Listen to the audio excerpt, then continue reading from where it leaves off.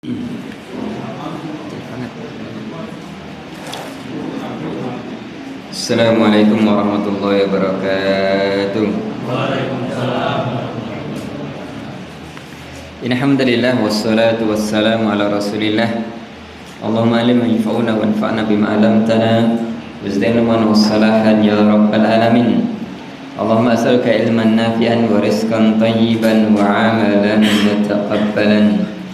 Jemaah pengajian rutin malam Rabu Ar-Rasyid Pramukarri Gayam Sukoharjo. Kita lanjutkan kajian kita membahas kitab Sifatus Salat ala Nabi, kitab tentang sifat atau tata cara salat Nabi Muhammad sallallahu alaihi wasallam. Kemarin kita bahas sebelumnya mukadimah dari kitab ini, termasuk juga karena dicetakannya kita bahwa ada masalah wudhu, kita bahas wudhu sudah selesai ya. Kita langsung akan masuk pada isi dari kitab ini. Kitab ini hanya dua bab. Bab pertama itu tentang persiapan sholat, nanti bab kedua tentang tata cara sholat secara lengkap, mulai dari takbir sampai apa? Salam. Itu judul kitab ini. Judulnya adalah Syalbani menyebutnya dengan Sifatis Salati ala Nabi minat takbiri ila taslim ka'annaka taraha. Sifat sholatnya Nabi dari takbir sampai salam seolah-olah engkau melihatnya. Jadi memang dalam kitab ini, buku ini ya, Syalbani menjelaskan, ini penting sekali, mungkin saya perlu tegaskan kembali. Beliau pengen benar-benar bahas sholat itu murni dari Nabi. Beliau tidak banyak mengutip pendapat fikih, pendapat madhab. Beliau pengen benar-benar meringkas dari hadis Nabi atau dari ayat Al-Quran, sholat itu bagaimana. Itu nanti kalau kita lihat kitab ini ya, buku ini, itu tidak panjang lebar. Beliau selalu meringkas, ini berdiri sholat, dalilnya ini, hadisnya ini, sehingga nanti kita bisa ambil kesimpulan, oh begini cara Nabi berdiri dalam sholat. Nanti kemudian takbir, maka tangan begini hadisnya, begini, oh berarti kesini, begini kesimpulannya. Dan ini belum ada sebelumnya ulama yang menulis seperti itu. Kebanyakan ulama itu menulis sesuai dengan madhab. Contohnya misalkan kalau dalam madhab Syafi'i, kalau di Indonesia sering bahas kitab Matan Abu Syuja'. Kalau di pesantren kita bahas ya, Matan Abu Syuja'. Bahas itu nanti masalah syarat sholat ini, rukun sholat ini, sunnah sholat ini, pendapatnya begini. Kebanyakan begitu. Nanti madhab Hambali juga sama, punya kitab madhab, contohnya Zadul Mustaqni. Syarat sholat begini, rukunnya begini, sunnahnya begini. Dan kadangkala sebagainya itu dalilnya lemah. Dan sebagian orang kemudian ketika beragama, apalagi dalam sholat, itu mereka tidak paham sebenarnya itu yang dari Nabi seperti apa. Bahkan kadang mereka itu nekat, yang sahih yang seperti ini, hadisnya begini, tapi nekat mengamalkan ini gara-gara ini kan madhab saya begini. Akhirnya dia taklid dengan madhab. Fanatik apalagi ini masalah. Padahal jamaah madhab itu bukan tempat untuk taklid, bukan tempat untuk fanatik. Madhab itu adalah cara belajar. Itu bukan dalil. Jadi tidak boleh misalkan kenapa sholat begini, ya karena madhab saya ini. Bayangkan Pak. Jadi bahkan mungkin belum ada 100 tahun yang lalu ya, di Jazirah Arab itu orang fanatik madhab itu luar biasa. Bahkan di Masjidil Haram dulunya orang sholat itu imamnya 4 Pak. Bayangkan, sholatnya imamnya berapa? 4. Jadi Syafi'i sendiri, kemudian Hanafi sendiri, Maliki sendiri, Hambali sendiri. Saking fanatik dengan madhab. Bayangkan kalau misalkan sini masjid apa? Ar-Rasyid imamnya 2 Pak. Wes enggak usah banyak-banyak, 2. Kacau badan. Kacau itu Pak. Nanti gelombang pertama rombongannya ini, kelompoknya ini, rombongan kedua kacau itu Pak. Viral Pak. Satu-satunya masjid di Sukoharjo yang sholatnya 2 kali, imamnya 2. Viral itu nanti Pak. Kacau itu. Ya karena saking fanatik dengan mazhab, akhirnya seperti itu. Akhirnya dulu kan kemudian keputusan Malik Abdul Aziz, ya, Raja Saudi fase yang ketiga yang pertama nggih, beliau kemudian menetapkan hanya satu imam. Satu imam. Jadi menyatukan. Ini kalau sampai saat ini masih imamnya 4, kacau itu Pak. Apalagi kalau misalkan haji, kemudian nanti masing-masing punya pimpinan haji sendiri-sendiri. Wah, kacau sekali itu Pak. Kacau sekali. Bayangkan kalau misalkan sholatnya di puncak musim haji atau Ramadan 4 imam Mbak. Satu aja udah seperti itu penuhnya itu. Apalagi kalau 4, wah kacau sekali. Itu Syekh Albani termasuk orang-orang yang beliau benar-benar menentang keras fanatik madhab. Beliau bukan anti madhab, enggak. Beliau menentang keras, termasuk beliau menyayangkan orang-orang yang sebenarnya secara agama bagus, bahkan mungkin dia ulama, tapi kemudian fanatik dengan madhab. Fanatik dengan madhab tanpa mengecek kembali mana yang lebih rajih. Hanya kemudian kembali ke madhab mereka. Ini yang dibahas panjang lebar di Muqaddimah, dan saya kira tidak perlu saya ulangi kembali. Karena jemaah Ramadan sebenarnya para imam madhab sekalipun, Imam Abu Hanifah, Imam Malik, Imam Syafi'i, Imam Ahmad, semuanya menyatakan bahwasanya idza shahal hadis bahwa madhabi. Jika hadis itu sahih, itu madhabku. Jadi para imam madhab itu melarang fanatik madhab. Bahkan Imam Ahmad lebih keras. Beliau mengatakan jangan sekali-kali kalian tulis ucapanku, karena beliau tidak ingin orang taklid dengan pendapat beliau. Hendaknya kalian mengambil dari apa yang aku mengambil darinya. Jadi Imam Ahmad itu termasuk ulama hadis paling besar. Gurunya paling ahli hadis, Imam Bukhari, Imam Muslim, seterusnya. Imam Ahmad gurunya. Sehingga aneh kalau orang ikuti imam madhab malah fanatik, meninggalkan hadis, meninggalkan dalil yang sahih, yang rajih dalam masalah itu, terutama sholat. Termasuk sholat, coba kita cek kembali sholat kita sudah sesuai enggak dengan Rasulullah, dengan sholatnya Rasulullah. Jangan-jangan kita fanatik madhab. Mungkin fanatik madhab tidak nggih, karena nggak tahu madhab. Jangan-jangan sholatnya ya yang penting sholat gitu nggih. Lihat misalkan yang lain sholatnya gitu ikut-ikut. Wah, ini lebih bahaya lagi Pak. Kalau fanatik madhab dia sudah berdalil, tapi kemudian kalau sholatnya asal-asalan, wah ini lebih berbahaya, ngawur Pak. Dan bisa jadi itu yang terjadi. Mungkin terakhir kali belajar tata cara sholat ketika SD Pak. Guru SD ngajari, kemudian sampai praktek sholat. Ketika SMP saya tidak pernah belajar, apalagi setelah itu tidak pernah belajar lagi. Jadi sholatnya otomatis Pak. Dari sejak SD tidak pernah naik tingkat Pak. Hanya ngikuti kayak gitu aja. Nah ini bahaya. Padahal ini ibadah yang paling agung. Ibadah yang paling agung yang akan nanti dihisab di hari kiamat. Masa kita tidak peduli? Masa kita tidak cek kembali sudah sesuai belum dengan contoh dari Nabi. Untuk itu Syekh Albani menulis kitab ini untuk itu. Bagaimana kita sholat seolah-olah kita itu melihat Nabi sholat. Ka'annaka taraha. Karena Rasulullah menyatakan dalam hadisnya, "Shallu kama ra'aitumuni usolli." Ya.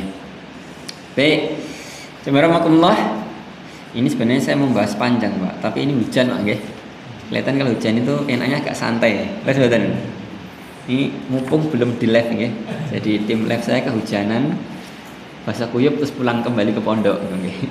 Tadi saya ngisi pengajian di Fathur Rahman, sudah mau sampai ada pohon tumbang di Wat Galeh. Waduh, mundur jauh sekali. Jadi saya telat ngisi pengajian tadi kira-kira ada pohon tumbang di Wat Galeh itu. Jadi harus, padahal itu kan jalannya tengah sawah Pak.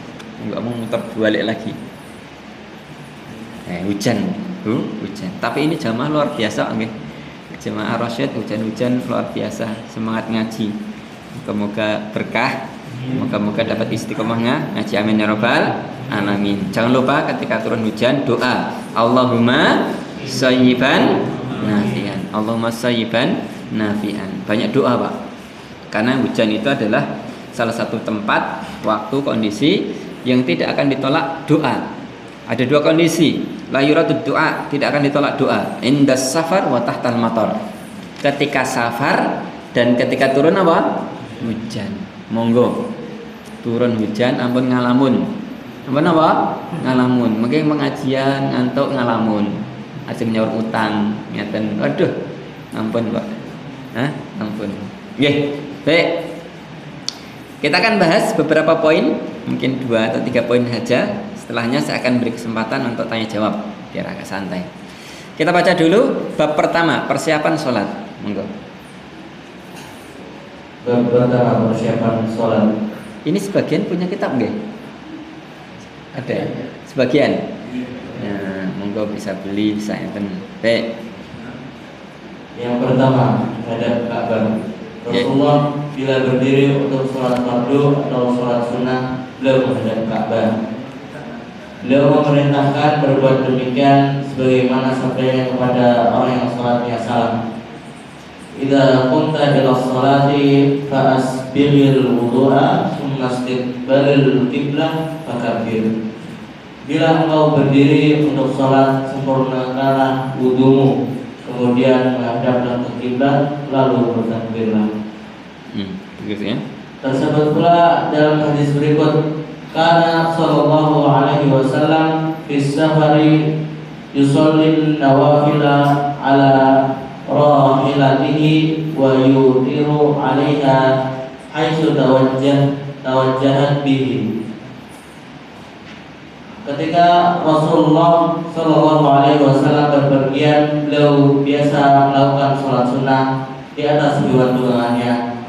Beliau juga melakukan witir di atas kendaraannya dan menghadap ke arah hewan tersebut, menghadap ke timur atau ke barat. Baik, Jazakumullah. Yang pertama, jadi sekali lagi kitab ini terjadi hanya 2 bab. Bab pertama tentang persiapan sholat, nanti ada beberapa hal nggih. Dan Syalbani menyebutkan dalil-dalil rinci untuk menggambarkan rinciannya seperti apa. Kalau sekedar sholat menghadap kiblat jelas, saya kira itu tidak perlu ditanyakan kembali. Tapi kemudian ada rincian. Kalau sholat sunnah bagaimana? Kalau sholat wajib bagaimana? Kalau misalkan sholat sunnah, apakah harus terus menghadap kiblat? Kalau misalkan berkendaraan bagaimana? Misalkan naik bis itu, okay. Naik bis, awalnya kan mungkin ke barat, kemudian belok. Ketika dia belok, apa ikut belok? Misalkan sholat sunnah, okay. Misalkan bisnya itu dari sini ke sana tetap barat, dan tiba-tiba di Proliman belok ke kiri, berarti kan dia menghadap mana? Selatan. Terus badan, apakah tetap duduk menghadap selatan atau dia belok gitu? Jadi sholatnya sambil apa? Gerak-gerak gitu.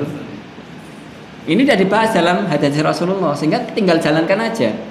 Ini dibahas beberapa dalil terkait itu, sehingga tergambar dengan jelas nantinya harus bagaimana. Pertama,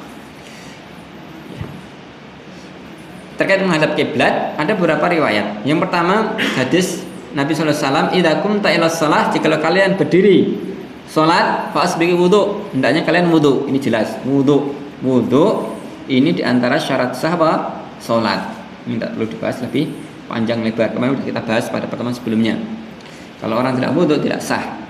Summa istaqbilil qiblah, kemudian hendaknya apa? Kalian menghadap kiblat. Ini wajib. Wajib menghadap kiblat. Fakabbir, kemudian takbir. Ini runtutannya. Wudu, hadap kiblat, takbir. Wudu, menghadap kiblat, takbir. Ini asalnya. Tidak boleh sholat kecuali menghadap kiblat. Tetapi ada beberapa riwayat yang menunjukkan ketika dalam kondisi tertentu tidak bisa, maka sholat sunnah tidak apa-apa, tidak menghadap kiblat. Awalnya saya menghadap kiblat. Dan ini hadis tadi, yang dibaca tadi riwayat Bukhari Muslim. Karena Rasulullah SAW fis safar, ketika safar yusolli nawafil, beliau sholat nafilah. Ini catatannya, sholat nafilah. Kalau sholat fardu tidak. Ala rahilatih, di atas kendaraan. Wa yutiru alaihi, dan juga witir di atasnya, di atas kendaraan maksudnya. Haitsu tawajjahat bihi, ke arah manapun kendaraannya tersebut. Ya contohnya tadi naik bis ya, awalnya menghadap barat, kemudian bisnya ke selatan. Dia sudah ngikut aja, tidak perlu kemudian ketika di dalam bis apa loncat-loncat kanan kiri karena bisnya mau belok. Tidak perlu. Apalagi kalau bisnya naik bisa apa? Ya bisnya yang ngebut Pak. Contohnya Sumber. Nah, saya nggak perlu sebutkan. Ini perlu ngetos itu. Buat itu. Tidak perlu kita ikut ini. Sudah ketika naik bis mau sholat sunnah ikuti aja. Gitu ya saja. Baik, di sini ada beberapa catatan. 1. Sholat wajib menghadap kiblat. 2. Sholat wajib tidak boleh di kendaraan. Jadi tidak boleh sholat wajib di atas kendaraan. Ini asalnya. Jadi kalau misalkan jangan mau sholat zuhur di atas kendaraan, di atas bis, atas kereta, pesawat, enggak. Sholat wajib tidak di atas kendaraan. Karena kalau di atas kendaraan tidak dipastikan bisa menghadap kiblat dengan benar. Kanan kiri kanan. Akhirnya dia nanti melenceng dari kiblat. Misalkan naik bis ya, kemudian bisnya belok ke utara. Jadi nanti sholatnya menghadap kutub utara. Tidak boleh. Jadi sholat wajib itu apa? Menghadap kiblat. Itu jangan di atas kendaraan. 2, 3. Sholat sunnah boleh di atas kendaraan. Boleh di atas kendaraan. Karena apa? Karena asalnya sholat sunnah itu longgar. Apalagi ada hadis tadi. Hadis dari Nabi, beliau sholat sunnah di atas kendaraan. Dan ketika di atas kendaraan, boleh kemudian sudah mengikuti kendaraan itu kemanapun kendaraan itu berjalan. Kemanapun kendaraan itu berjalan. Yang keempat, sholat sunnah kalau misalkan tidak ada di atas kendaraan, tetap harus menghadap kiblat. Jadi tidak boleh misalkan dia sengaja misalkan sholat di masjid ini longgar kemudian menghadap utara atau menghadap selatan, tidak boleh, tidak sah. Meskipun itu hanya sholat sunnah, tetap harus menghadap ke kiblat. Jadi tidak boleh sholat tidak menghadap ke kiblat. Yang boleh adalah tadi, ketika dia sholat di atas kendaraan, maka dia boleh sholat kemudian ikuti kendaraan itu berjalan. Itu bukan dia sengaja niat kemudian menghadap apa? Selain kiblat, enggak. Tidak. Kemudian yang berikutnya catatan juga, ini sebelum lanjut hadis berikutnya. Terus bagaimana ketika tidak ada kemungkinan turun dari kendaraan? Kalau bisa turun, Pak. Contohnya misalnya ada bis, biasanya kan ada istirahat. Maka di waktu istirahat dia turun kemudian sholat. Atau misalkan kalau dia sendirian naik motor atau naik mobil pribadi, sudah berhenti dan sholat dulu. Tapi kan ada armada yang tidak bisa. Contohnya misalkan naik kereta, kan tidak bisa naik kereta. Pak masinis mampir sih, tidak bisa. Tidak bisa, mosok masinis suruh mampir, tidak bisa. Kereta itu tepat waktu. Jadi misalkan berangkat dari Gubeng Surabaya jam 10 malam. Sudah nanti lanjut terus sampai Jakarta jam 8 pagi misalkan. Terus sholat subuhnya bagaimana? Atau mungkin nanti ketika sampai sholat balapan keluar bentar sholat dia toh. Musola balapan nggih monggo. Begitu selesai sholat wassalam. Wassalam. Nggak mungkin ditunggu, Pak. Nggak mungkin meskipun jenengan tunggu sebentar nggih. Nggak mungkin ditunggu wis. Kereta itu nggak mungkin nunggu. Maka nggak ada pilihan lain kecuali sholat di atas kereta. Ini namanya darurat. Darurat. Dalam kondisi darurat nggak apa-apa. Tapi tetap dia kemudian menghadap kiblat. Menghadap ke kiblat. Contohnya misalkan tadi dari Gubeng Surabaya ke Jakarta sudah kebetulan pas pas dia arahnya ke barat, sudah menghadapnya depan. Nanti kalau sebaliknya dari Jakarta ke Surabaya atau ke Solo, ya sudah dia menghadapnya jadi ke belakang begitu. Ke belakang. Loh, apa nggak susah Ustaz? Untuk itu jenengan kalau naik kereta ya nyari gerbong yang ada tempat sholatnya. Apa ada? Ada. Sekarang apalagi kereta-kereta Argo dan yang lainnya ada semua itu. Biasanya ada di sebelah sebelah restoran itu, gerbong restoran ada, dan saya sudah sering itu, ada itu. Jadi jenengan, tapi memang sulit kadang-kala penuh itu, penuh itu kalau misalkan memang penuh sudah sholat di selasar. Asalkan nggak ganggu, nggak apa-apa. Biasanya kalau subuh longgar, Pak, nggak apa-apa sholat di situ. Jangan bawa sajadah, sholat di situ, nggak apa-apa. Yang penting menghadap ke kiblat. Tapi kebanyakan orang tidak sadar, tidak paham, nggak tahu. Jadi coba jenengan sekali-kali naik kereta, kebanyakan orang tidak sholat, Pak.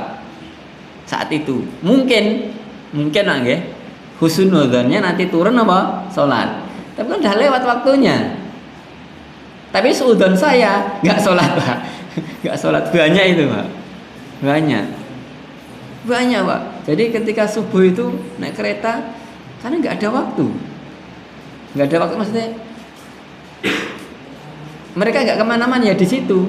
Bahkan kadang sebagian main HP, sebagian ini sholat atau tidak gitu.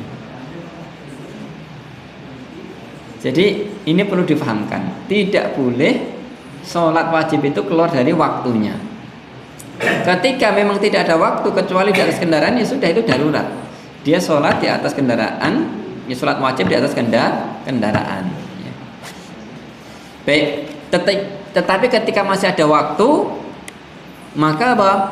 Maka harus turun. Contohnya misalkan waktunya itu meskipun waktu jamak, misalkan jenengan naik kereta jam 11 sampai jam 4 Pak. Jam 11 sampai jam 4. Kan itu belum masuk waktu zuhur. Betul kan? Sudah, nanti sholat zuhurnya dijamak dengan asar. Jadi tidak perlu sholat di atas kendaraan. Nanti sholat zuhurnya dijamak dengan asar, itu boleh. Boleh. Lebih baik itu daripada sholat di atas kendaraan. Di atas kendaraan. Mirip maghrib isya juga sama. Misalkan naik kereta, kemudian nanti naik misalkan keretanya dari mana? Dari Jogja lah gitu ya, Jogja dengan mau ke Madiun gitu. Dari Jogja jam 5 sore sampai Madiun misalkan jam 8 malam misalkan, oke. Itu kan waktu maghribnya berarti kan kelewat. Sudah, berarti nanti sholatnya setelah sampai Madiun, sholat isya, sholat maghrib baru sholat isya. Tapi sudah turun, turun, tidak di atas kendaraan. Selama memungkinkan dengan jamak takdim maupun dengan jamak takhir. Jamak takdim maupun jamak takhir. Tapi kalau nggak mungkin lagi, seperti tadi perjalanan Surabaya Jakarta, tidak mungkin lagi. Termasuk misalkan perjalanan dengan pesawat. Contohnya misalkan jangan kamu mau ke Saudi. Mau ke Saudi pesawat misalkan yang paling cepat. Yang paling cepat apa? Apa Pak yang paling cepat Pak? Ya sama saja gitu, oke. Tapi yang paling cepat tentu yang direct, yang tidak mampir. Misalkan kalau jenengan naik Saudi Air gitu, oke. Kan pasti langsung itu Jakarta misalkan ke mana? Ke Riyadh atau ke Jeddah atau ke Madinah. Pasti kan direct. Kalau jenengan naiknya Singapore Airlines pasti mampir Changi dulu kan, mampir Singapura dulu. Naiknya Malaysian Air, mampir ke Malaysia dulu. Atau naiknya Sri Lanka Air, mampirnya ke Sri Lanka. Kayaknya belum naik pesawat ini. Jadi intinya kalau jenengan ke Saudi mau pesawat yang direct sekalipun tetap itu minimal 9 jam. Minimal 9 jam itu. Dan biasanya itu pasti kelewat sholat subuhnya kan, biasanya malam berangkatnya. Banyak itu malam, Pak. Maka sholat subuhnya pasti kelewat. Mau nggak mau sholatnya di atas pesawat. Pesawat. Enggak apa-apa. Kalau memang tidak ada waktu kecuali itu ya enggak apa-apa. Sholat fardunya di atas kendaraan. Baik, saya kira jelas ya ini. Coba dibaca dulu berikutnya. Terus berikutnya. Tentang hal ini telah turun pula firman Allah dalam Quran surat Al-Baqarah ayat 119 yang artinya kemana saja kamu menghadapkan muka di sana ada wajah Allah. Fa inna ma tuwallu fa walli wajh fa thamma wajh Allah. Ini perintah untuk menghadap kiblat. Ya. Menghadap kiblat. Yang berikutnya langsung terjemahannya aja. Tersebut pula dalam hadis berikut yang artinya Rasulullah terkadang melakukan sholat sunnah di atas hewan tunggangannya dengan menghadapkannya lebih dahulu ke arah kiblat, lalu beliau bertakbir. Kemudian sholat dengan menghadap ke arah hewan tunggangannya, menghadap kemanapun gitu. Baik, di sini ada tambahan keterangan dalam hadis ini, hadis riwayat Abu Dawud, ya, ada keterangan bahwasanya mengusahakan awal sholatnya menghadap kiblat. Jadi misalkan ya, jenengan mau naik bis, pastikan ketika takbir awal itu hadap kiblat dulu. Hadap kiblat. Misalkan tadi kita naik bis dari sini ya ke arah Proliman kan kiblat itu dulu. Jangan pas misalkan ngarahnya misalkan mau belok ke selatan gitu ya. Jangan. Jadi pastikan takbirnya menghadap kiblat dulu. Baru setelah itu sudah nanti ke arah manapun ikuti aja, tidak perlu kita ikut belok-belok. Nanti malah nggak khusyuk itu Pak. Belok kanan, kiri, kanan tidak perlu. Yang penting awalnya menghadap kiblat dulu. Setelah itu sudah ikuti ke arah manapun kendaraan itu berjalan. Jelas ya? Saya kira jelas. Baik, berikutnya. Atas berikutnya. Tersebut pula dalam hadis berikutnya, artinya beliau biasa rukuk dan sujud di atas kedua lengannya dan berisyarat, yaitu dengan menundukkan kepala, dan ketika sujud lebih menunduk daripada ketika rukuk.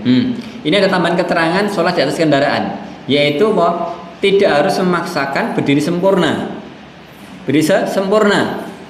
Jadi misalkan naik bis atau naik kereta, kemudian nekat apa?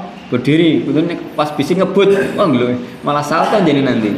Ya duduk enggak apa-apa. Duduk, kemudian nanti rukuk sujudnya dengan mengisyaratkan begitu. Yang jelas usahakan rukuknya lebih sujudnya lebih rendah dari apa? Rukuknya. Jadi misalkan rukuknya ngeten, sujudnya apa?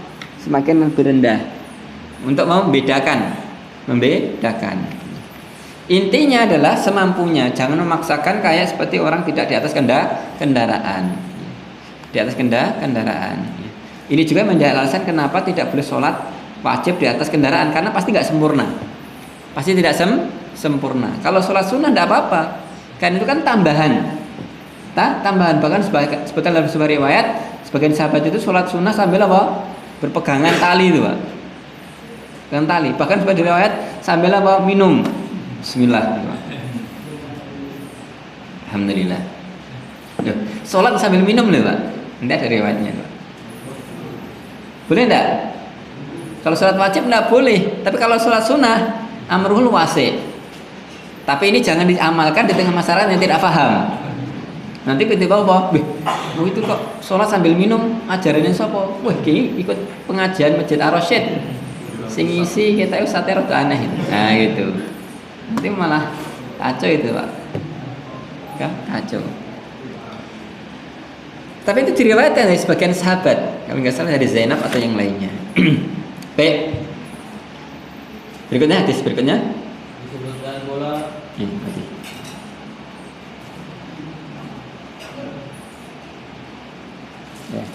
ya, pelip. Tidak apa-apa, baca aja keras.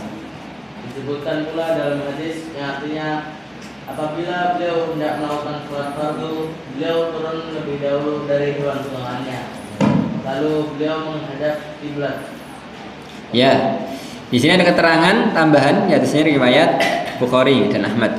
Jadi ketika sholat fardu beliau turun. Ya, ketika sholat fardu beliau turun. Beliau tidak memaksakan sholat fardu di atas kendaraan. Baik, kemudian ada kondisi yang lainnya selain sholat fardu dan sholat wajib, yaitu sholat dalam kondisi takut, khauf. Sholatul khauf. Bagaimana kalau sholat khauf? Misalkan tidak bisa menghadap kiblat secara sempurna, namanya sholat khauf. Misalkan terjadi perang atau yang lainnya, kan tidak bisa perang kemudian jilse izin sholat, tidak bisa, Pak. Orang sholat ya, orang perang ya perang betulan, okay? Perang betulan. Kondisinya sulit. Nanti itu Islam juga membawa kemudahan di sana. Coba dibaca. Untuk sholat khauf, beliau memberi contoh kepada umatnya supaya melakukan sholat dengan berjalan kaki atau berkendaraan, dengan menghadap kiblat atau tanpa menghadap kiblat. Beliau bersabda, yang artinya apabila perang telah berkecamuk, cukuplah kalian mengucapkan takbir dan berisyarat dengan menundukkan kepala. Sebagaimana dalam Al-Quran, sholatlah sambil berdiri maupun sambil apa? Sambil berjalan maupun sambil berkendaraan. Fa in khiftum, kalau kalian takut, kan? Kalian takut. Jadi kalau dalam kondisi khauf boleh sholat bagaimanapun bentuknya. Bahkan sambil berlari sekalipun. Kalau memang itu yang memungkinkan, misalnya dikejar musuh itu ini sudah, waktunya nggak ada, sholat dalam kondisi berlari. Termasuk misalkan dalam kondisi berjamaah. Sholat khauf disebutkan dalam beberapa ayat detail. Kalau musuhnya itu ada di arah kiblat, maka bisa sholat satu jamaah. Hanya saja nanti sujudnya bawa giliran. Jadi sholatnya berjamaah satu rombongan besar. Nanti ketika yang pertama imamnya sujud, shaf yang depan sujud dulu, atau satu rombongan sujud dulu, yang lainnya bersiap-siap. Sambil niat apa musuh? Niatmu musuh. Setelah itu kemudian ketika ini berdiri itu baru sujud gitu. Tapi satu jamaah. Jamaah.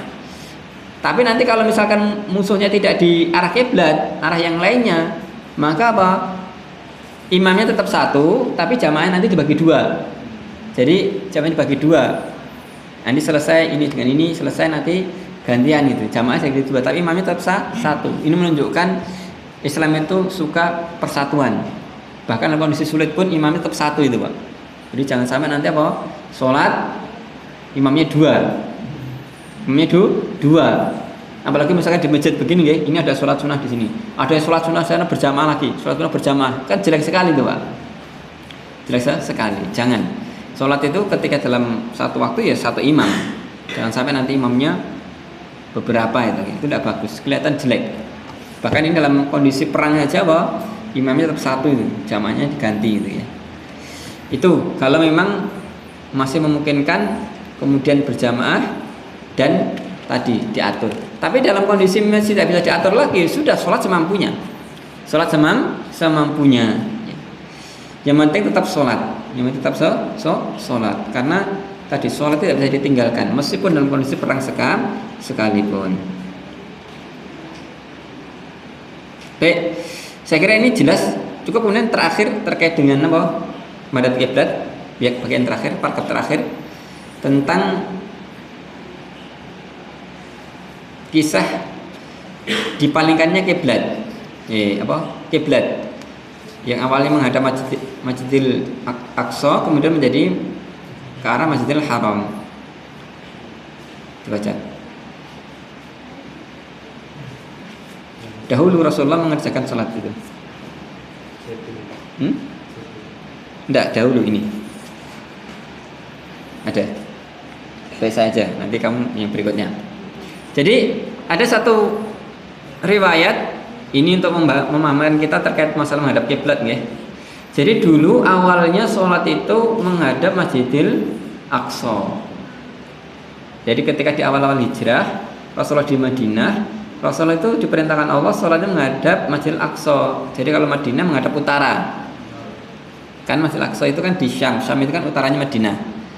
Kalau Ka'bah, Mekah itu kan di selatannya Madinah. Jadi ketika di awal hijrah Rasulullah itu sholat menghadap utara, menghadap Masjidil Aqsa. Dahulu Rasulullah mengerjakan sholat menghadap ke arah Baitul Maqdis. Sebelum turunnya ayat ini, yaitu surat dalam surat Al-Baqarah 144. Sungguh kami sering melihat wajahmu menengadah ke langit, maka sungguh kami akan memalingkan ke kiblat yang kamu sukai. Maka palingkanlah wajahmu ke arah Masjidil Haram. Fawalli wajhaka syatral Masjidil Haram. Setelah turun ayat ini, maka Rasulullah sholatnya kemudian pindah ke mengarah Masjidil Haram, ke arah Ka'bah. Ada kisah menarik, yaitu ketika ayat ini turun, kemudian Rasulullah sholat sudah menghadap Masjidil Haram. Ternyata ada sebagian sahabat yang sholat di Masjidil Quba. Quba itu kan di luar, itu kan agak sedikit keluar Madinah itu, gitu. Jadi di pinggiran Madinah lah gitu. Ternyata belum tahu. Kemudian ada orang yang sudah sholat bersama Nabi dan sudah kiblatnya berubah. Kemudian orang yang sudah sholat tadi bersama Nabi tadi mengatakan pada rombongan yang masih sholat di Masjidil Quba, qad ghuyiratil qiblah. Kiblat sudah apa? Diubah. Maka langsung seketika itu orang yang sholat di Masjidil Quba tadi langsung apa? Putar haluan, Pak. Coba jenengan bayangkan, Pak. Awalnya gini kemudian apa? Ada yang mengatakan dalam kondisi ruku. Coba, Pak. Itu masih gampang. Coba imamnya, Pak. Imamnya pripun? Kan awalnya di depan, pindah ke sana, ya kan? Ini menunjukkan satu hal penting, Pak. Jadi para sahabat itu ketika mendengar perintah Rasul langsung jalankan. Saat itu juga, ini penting sekali. Jadi orang itu ketika mendengar perintah Rasul, jelas perintah Rasul, jalankan itu. Jangan aneh-aneh. Nanti enggak. Sami'na wa ata'na. Ini orang zaman dulu. Orang zaman sekarang banyak gaya. Ini perintah Rasul poyo. Kalau sudah pun ini kan begini. Wah, alasannya banyak. Alasannya banyak. Kalau dulu enggak. Contohnya yang lain lagi ketika Rasulullah sedang khutbah atau sedang bicara ceramah di atas mimbar, Rasul mengatakan ijlisu, duduklah kalian. Langsung seketika itu yang di masjid apa? Duduk. Bahkan yang di jalan apa? Duduk. Bahkan yang di pasar, karena pasarnya ini langsung duduk juga. Begitu mendengar itu perintah Rasul, duduk semuanya. Padahal Rasulullah sebenarnya pengen yang apa? Yang duduk siapa? Yang di masjid. Yang di jalan, yang di pasar duduk semuanya. Ijlisu, langsung duduk semuanya. Menunjukkan mereka taat sekali pada Rasul. Beda orang zaman sekarang, Pak. Orang zaman sekarang dengar hadis malah apa? Aduh. Saya cek dulu. Begitu cek hadisnya sahih, bentar ini kan golonganmu. Ini hadis Nabi bukan golonganmu, golonganku. Orang sekarang itu banyak gaya, Pak, untuk nolak apa? Perintah Rasul. Nolak perintah Rasul. Nah, hati-hati. Baik, kemudian yang kedua, berdiri, baca. Ini persiapan yang kedua, berdiri. Yang kedua, berdiri. Rasulullah melakukan salat fardu atau sunnah dengan berdiri karena memenuhi perintah Allah dalam surat Al-Baqarah ayat 238. Berdirilah kamu dengan tenang karena Allah. Apabila bepergian, beliau melakukan salat sunnah di atas kendaraannya. Beliau mengajarkan kepada umatnya agar melakukan salat khauf dengan berjalan kaki atau berkendaraan seperti tersebut di atas. Ya, baik. Jemaah Allah, yang kedua masalah berdiri. Kalau tadi menghadap kiblat, sekarang berdiri. Ini hampir mirip ya, hadisnya hampir mirip dengan hadis tadi. Ringkasannya jemaah Allah yang pertama, bahwasanya sholat harus dalam kondisi berdiri. Dalilnya sangat banyak. Di antaranya dalam Al-Quran tadi dibaca surat Al-Baqarah ayat 239, wa qumu lillahi qanitin, dan berdirilah kepada Allah dalam kondisi apa? Khusyuk. Jadi sholat dalam kondisi apa? Khusyuk, berdiri, bukan duduk, bukan layeh-layeh, bukan bersandar, enggak, berdiri tegak. Wa qumu lillahi qanitin. Ini satu. Termasuk juga dalam hadis Rasulullah yang sangat jelas, shollu qa'iman, sholatlah dalam kondisi apa? Berdiri. Fa ilam yastati fa qa'idan, kalau enggak mampu baru apa? Duduk. Duduk. Fa ilam yastati, kalau enggak mampu juga, udah mungkin pusing, kan ada orang misalkan kondisi sakit parah ya, duduk aja apa? Pusing. Terus badan. Pernah ngalami, Pak? Pernah ngalami badan? Duduk aja pusing. Saya pernah, Pak. Duduk aja pusing mual itu. Akhirnya tidur lagi itu. Mungkin ada kondisi seperti itu. Ya sudah. Kalau duduk aja tidak bisa, Pak, berdiri. Kenapa? Tidur. Nah, jenengan berarti nggak ngantuk berarti, Pak. Jadi kalau nggak mampu duduk, ya sudah, tidur. Fa ilam yastati wa ala janbih. Kalau nggak mampu duduk juga, sudah, sambil berbaring. Ini menunjukkan beberapa hal. Satu, sholat wajib berdiri. Dua, kalau kondisinya tidak mampu, boleh duduk, boleh apa? Berbaring. Kemudian disebutkan dalam beberapa riwayat bahwasanya Rasulullah sholat sunnah sambil apa? Duduk. Sambil duduk. Menunjukkan boleh. Jadi boleh sholat sunnah itu kondisinya tidak berdiri, tapi apa? Duduk. Sambil duduk. Kemudian ada kondisi yang lainnya yang disebutkan dalam ayat tadi ya, Al-Baqarah. Hafidhu ala sholawati wa sholatil musta wa qumu lillahi qanitin wa in kuntum. Coba dibaca itu. Jikalau kalian dalam kondisi takut,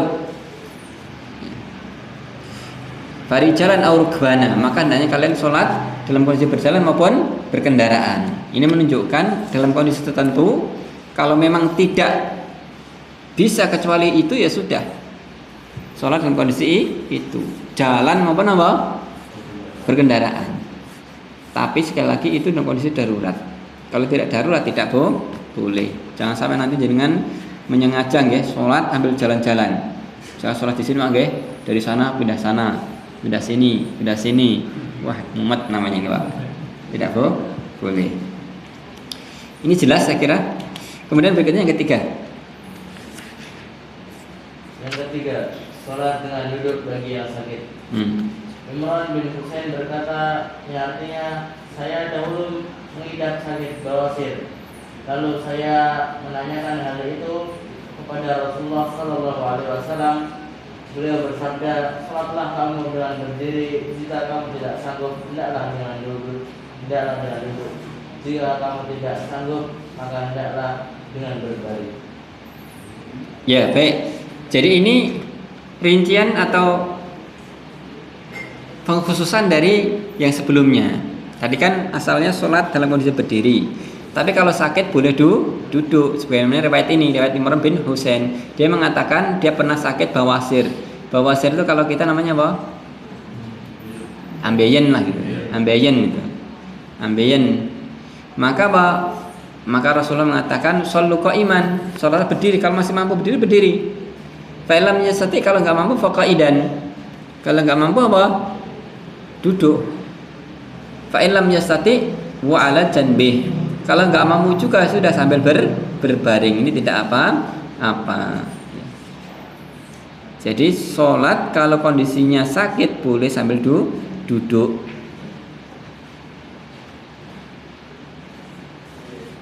Ya. Kemudian riwayat berikutnya dibaca singkat. Yang dimaksud oleh hadis ini adalah bila yang bersangkutan sakit. Sahabat Anas berkata, yang artinya Rasulullah Shallallahu Alaihi Wasallam keluar ke tengah orang banyak yang tengah melakukan sholat dengan duduk karena sakit. Beliau bersabda, orang yang sholat dengan duduk mendapatkan pahala separuh dari orang yang sholat dengan berdiri. Baik, ini ada tambahan keterangan. Jadi Rasul mengatakan inna sholatal qa'idi ala nisfi min sholatil qa'im. Sholat yang orang yang berdiri separuh dari pahalanya dari orang yang kebalik. Jadi sholatnya orang yang duduk separuh dari orang yang berdiri. Apa faedahnya? Satu, ketika ada uzur boleh duduk. Satu guys, sakit. Tapi pahalanya apa? Separuh. Sehingga kalau dia masih kuat hendaknya apa? Berdiri biar pahalanya sempurna. Satu. Yang kedua, sholat sunnah boleh apa? Duduk. Boleh mboten? Boleh. Tapi kalau pengen dapat pahala lebih, kenapa? Berdiri.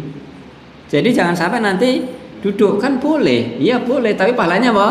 Kurang. Kecuali memang panjang, Pak. Misalkan jenengan sholat apa? Tarawih. Tapi kalau di Indonesia tarawih cepet-cepet, Pak. Lihat, jenengan duduk di sini. Beda kalau misalkan tarawihnya kayak di Masjidil Haram panjang sekali itu. Itu banyak saya pernah lihat orang sujud, Pak. Itu enggak bangun lagi kok. Karena sujud khusyuk, bablas turu. Ada itu, Pak. Saya pernah lihat. Jadi karena panjang betulan. Ya, Pak, betulan. Jadi sholat mungkin khusyuk ya. Bablas itu. Termasuk anak saya masih kecil banget. Jadi sholat ketiduran misalnya. Enggak apa-apa lah anak kecil itu ya. Ketika tarawih di bulan Ramadan. Jadi ketika misalkan sholat berat sekali kemudian duduk tidak apa-apa. Ya tadi misalkan sholat tarawih panjang duduk tidak apa-apa. Tapi kalau masih kuat berdiri, Pak. Karena pahalanya apa? Tadi kalau duduk pahalanya separuh.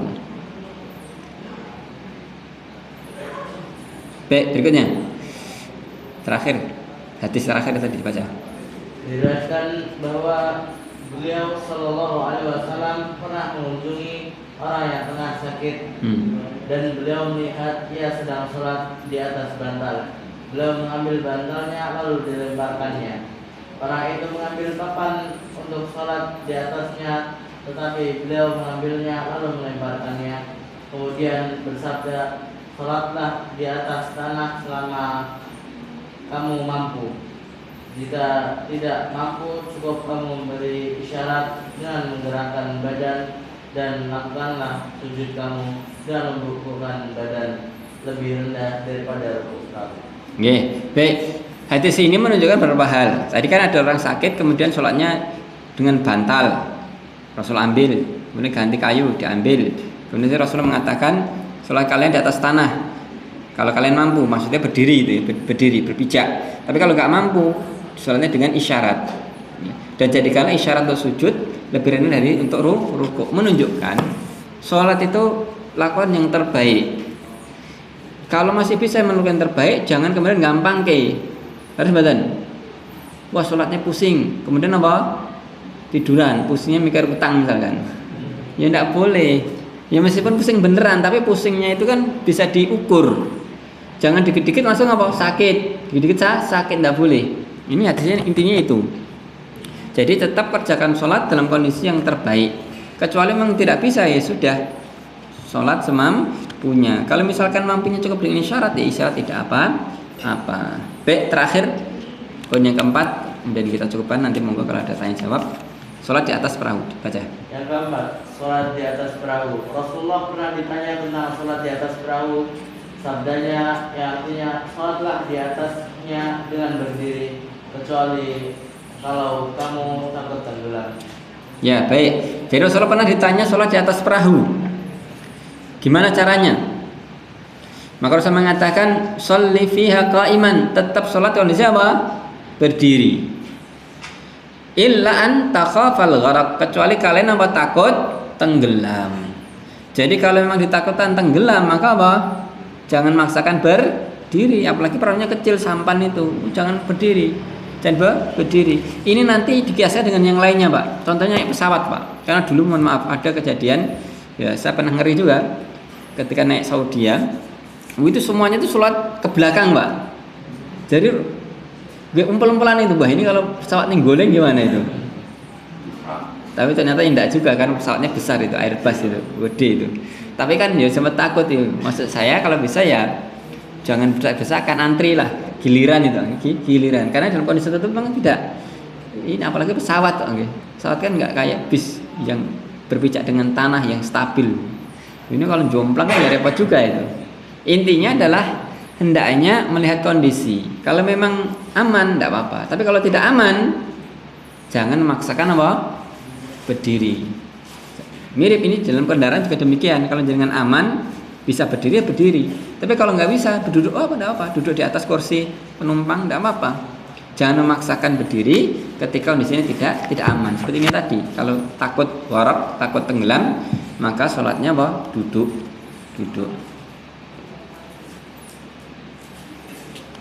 Kemudian terakhir, lama asanna sallallahu alaihi wasallam wa kabura ittaqada umudan fi musallahu ya'tamiduna alaihi. Rasulullah ketika sudah mulai berumur tambah tua, maka beliau kemudian sholat di tempat sholatnya dengan apa? Dengan pakai apa? Tongkat, tiang, dan bersandar padanya. Menunjukkan boleh, Pak. Jadi kalau misalkan orang itu apa? Sudah tua, kemudian memakai alat untuk membantu sholat, tidak apa-apa. Ya contohnya misalkan pakai tiang, atau misalkan di sebagian masjid pakai apa? Kursi, tidak apa-apa, Pak. Tapi jangan sampai nanti mudah-mudah apa? Pakai kursi, boyoan, mudah-mudah boyoan. Misalkan, Pak. Kecuali memang kondisinya itu kebetulan sakit. Tapi kalau masih kuat, masih segar ya jangan. Jangan. Hendaknya kondisinya apa? Tadi sekuatnya. Kalau memang tidak kuat kecuali itu ya tidak apa-apa. Rasul pun melakukan itu. Ketika beliau mulai berumur, kemudian tidak kuat ini, beliau memakai kayu untuk bersandar. Baik, saya kira itu yang bisa kita bahas. Saya kira cukup dulu. Mungkin ada pertanyaan, kalau ada. Ini kelihatannya ini hujan, oke. Kita istirahat, enak ini, Pak. Monggo kalau ada pertanyaan.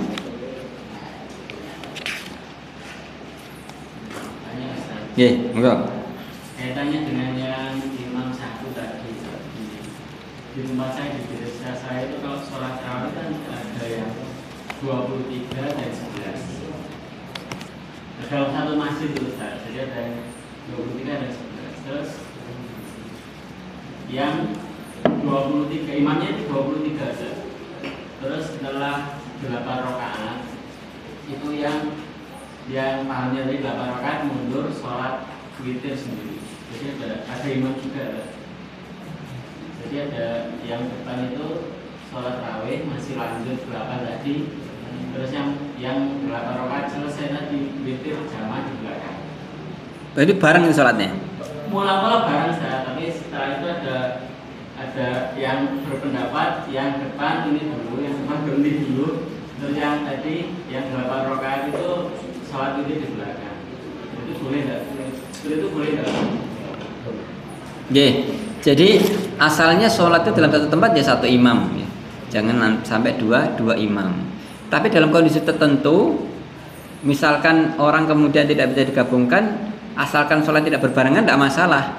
Apalagi tadi misalkan kan sholat taraweh ini ya, taraweh kemudian dia pengen menambah gitu ya.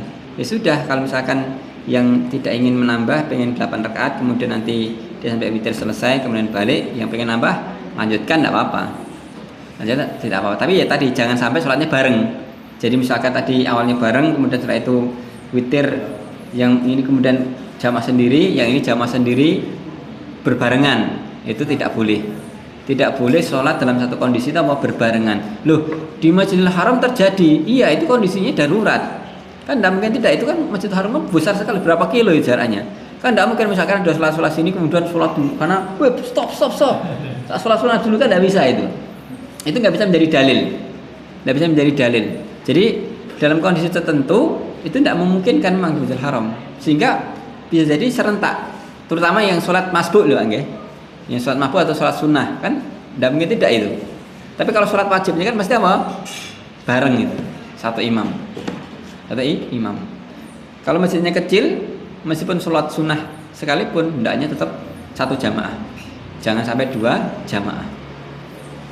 Gitu. Jelas ya?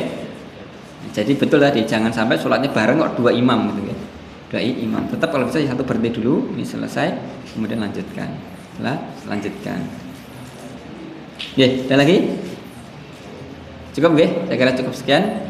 Semoga bermanfaat. Alam bisawab. Insyaallah untuk pertemuan berikutnya kita akan beri waktu lebih longgar untuk tanya jawab ya. Tapi karena ini waktunya agak ya hujan dan seterusnya, bisa untuk istirahat. Alam bisawab. Wassalamualaikum warahmatullahi wabarakatuh.